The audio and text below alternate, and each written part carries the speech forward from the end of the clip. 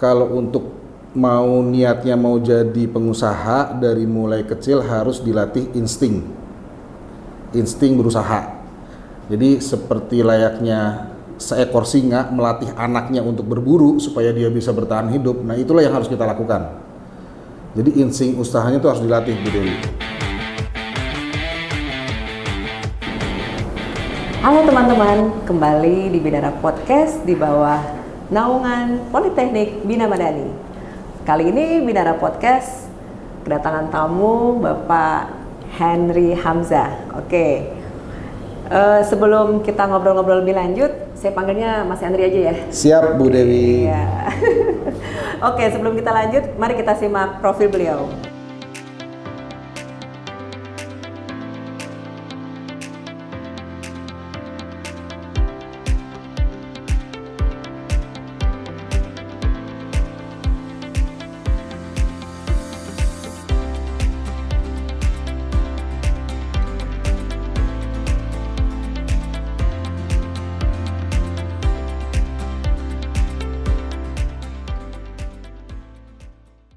Oke, mungkin teman-teman di sini pernah melihat ya 3M.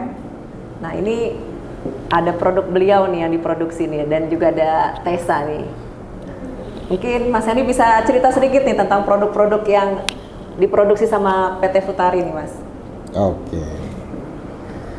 Saya ucapkan terima kasih kepada Ibu Dewi dan kru sekalian atas waktunya.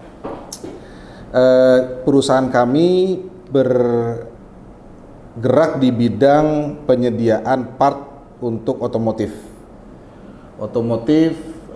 Ada Daihatsu, kemudian Toyota, Yamaha, Honda. Kita spesialisasi di perekat atau adhesif. Jadi semua hal yang berhubungan dengan adhesif, semua hal yang berhubungan dengan perekat, nah kita spesialisasinya. Kecuali perekat cinta. Jadi contohnya adalah perekat-perekat yang ada di spion, perekat-perekat yang ada di molding, kemudian yang ada di talang air dan segala macam, itu menjadi bahan utama perekat dari otomotif yang kita sediakan. Kira-kira begitu, Bu Dewi. Oke. Nah, ini produknya ini lokal nih, Mas. Produknya kita material utamanya import dari beberapa negara, ada dari Jepang, ada dari Jerman, ada dari Singapura, kemudian kita olah, kemudian nanti finish partnya kita kirim ke pabrikan tersebut. Waduh, ini kayaknya keren banget ini nih, kelas berat ini, karena ini nggak sembarangan loh ini. Kalau mesti punya quality control yang kuat ya. Betul. Oke. Karena kan ini untuk kendaraan yang sering kita pakai ya sehari-hari ya. Nah, ini Mas Andi kira-kira kendalanya apa sih waktu ngejalanin usaha ini? Waduh, kalau kendala mungkin banyak sekali ya.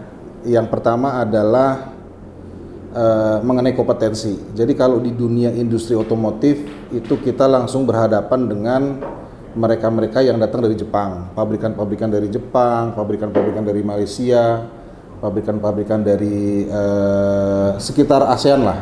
Mereka juga cari uangnya tuh di Indonesia.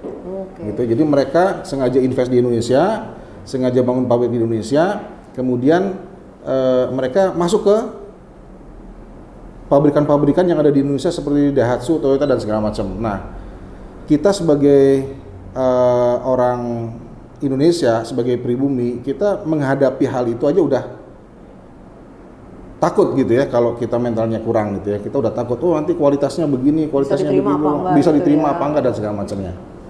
Itu kendala pertama. Kemudian kendala kedua adalah mengenai quality. Kita belum terbiasa melakukan controlling, kita belum terbiasa melakukan standarisasi kualitas itu sebagaimana mereka melakukan standarisasi kualitas. Contoh Indonesia dengan Singapura beda, Indonesia dengan Thailand beda, Indonesia dengan Malaysia beda, Indonesia dengan Jepang beda. Nah, mereka semua tuh datang ke Indonesia membawa kualitas yang tinggi. Nah, kita harus ngejar itu tuh. Kita harus ngejar. Itu kesulitannya. Yang kedua, yang ketiga kesulitannya di pendanaan. Mereka punya mother company semua. Mereka punya holding company di sana.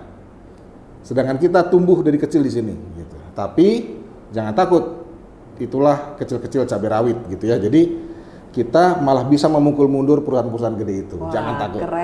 Keren banget nih, keren banget ini. Jadi kita udah lihat berbagai kendala, tapi ini dari tahun 2007 loh, sampai sekarang eksis loh Mas. Apa tuh? Ini bon produksi-produksi Iya, ini betul. eksis loh. Berarti kan kendala-kendala yang ada ini tercover semua nih sama Mas Henry. Nah itu kiatnya apa tuh Mas bisa seperti itu? Aduh, jadi agak sedikit merinding kalau cerita. Jadi dulu 2007 itu begitu kita buat perusahaan itu kita hanya bermodalkan relasi gitu ya. Kita mau masuk PTA, kemudian kita belum dikenal, belum diakui, jadi hanya sekedar duduk di lobi, kemudian hanya to say hello sama orang-orang. Halo Pak, ngapain kamu di sini? Cari proyek Pak, cari proyek gitu. Itu berlanjut sampai 2 tahun. Hanya duduk di lobi perusahaan-perusahaan, hanya ngiterin gitu ya, canvassing, kemudian duduk, kemudian to say hello. Halo Pak, apa kabar? Saya cari proyek nih. Kemudian 2009 mulai tumbuh omsetnya 300 juta setahun. Setahun 300 juta. Kalau setahun 300 juta berarti dibagi 12 dong ya, Iya, sekitar 25 30. juta lah ya. 25 juta. Okay. Kemudian nggak terasa 2009 naik ke 2010, 2011 kok udah gede nih, udah 1,2 M gitu ya. Setahun 1,2 M. Terus kok tambah naik, akhirnya sekarang sampai 5 M sebulan. Wah, keren. Gitu, 5 M sebulan. Keren banget. Itu semua mimpi gitu ya, mimpi yang terwujud. Artinya dulu waktu 2007 tugas kita cuma satu, cuma action dan mimpi. Action dan mimpi. Kemudian setiap mimpi-mimpi kita itu dibarengi dengan doa dan dibarengi dengan ikhtiar. Selesai. Wah, keren. Gitu kan. Jadi yang memberikan semuanya nanti adalah doa dan mimpi. Jadi jangan sampai kita tidak bermimpi. Itu yang paling penting. Jadi mimpi itu adalah penting. Dan mimpi dihasilkan dari tidur. Jadi jangan lupa kita perbanyak tidur. Aduh, tapi ini tidurnya kayaknya berfaedah. Pasti pas bangun, sholat tahajud, ya kan, untuk minta sama Allah biar mimpi-mimpinya ini terwujud semua. Dan alhamdulillah luar biasa loh pencapaian yang dicapai sama Mas Henry ini. Nah ini jadinya menarik nih, karena kalau saya ngeliatnya apa ya, seperti ada law of attraction gitu ya. Itu apa yang kita ikhtiarkan, kita mimpikan itu wujud akan menjadi nyata ketika, jadi itu menjadi semangat kita untuk terus bekerja ya Mas ya. Betul. Bekerja terus apa bekerja tetap atau tetap bekerja tuh? Pokoknya motonya lebih baik tetap bekerja daripada bekerja tetap.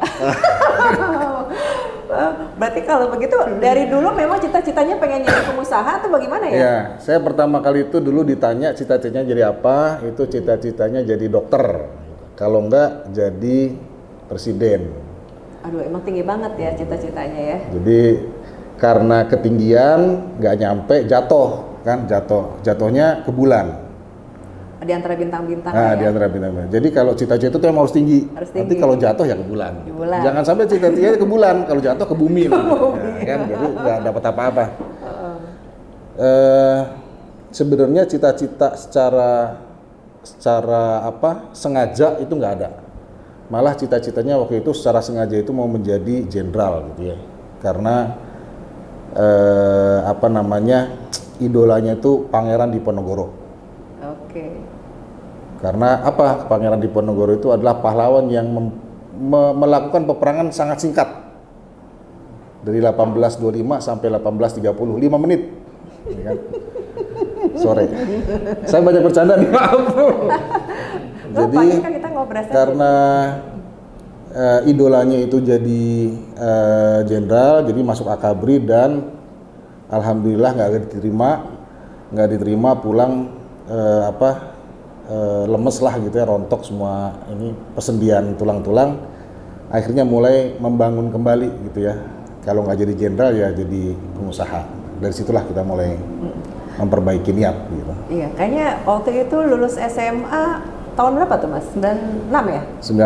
96. Terus aku lihat nih di profilnya 96 udah mulai jualan buku ya. Ada jadi Bible juga tuh. Teman-teman sekalian, kalau untuk mau niatnya mau jadi pengusaha, dari mulai kecil harus dilatih insting berusaha. Jadi seperti layaknya seekor singa melatih anaknya untuk berburu supaya dia bisa bertahan hidup. Nah, itulah yang harus kita lakukan. Jadi insting usahanya itu harus dilatih, Bu Dewi.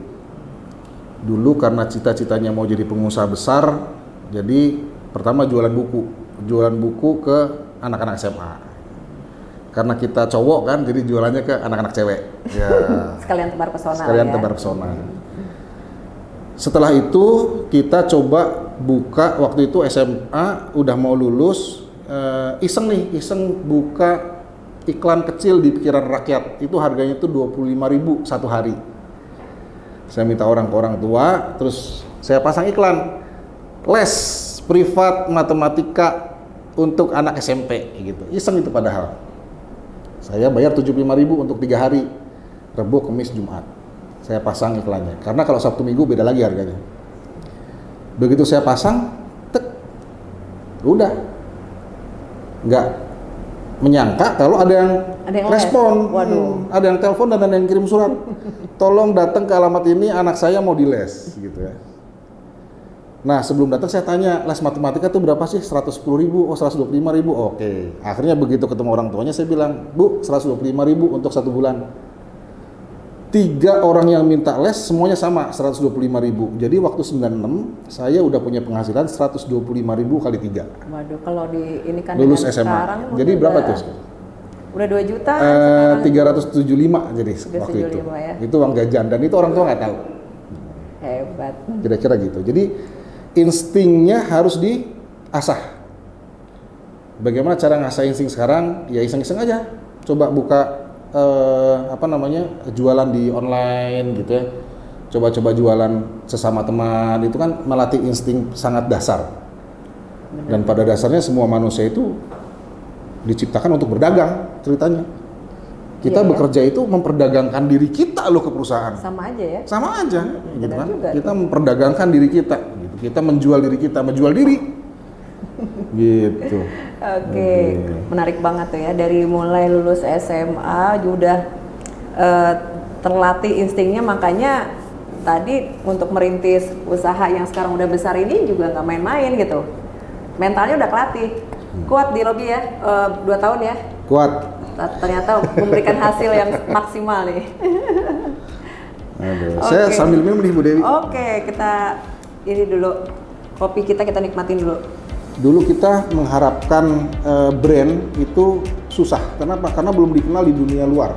Tapi semenjak 2009 barang kita laku di otomotif gitu ya, kemudian omsetnya nanjak, tanpa kita minta pun brand akan mendatangi kita, tolong dong jualkan ini, tolong dong jualkan ini, tolong dong jualkan ini.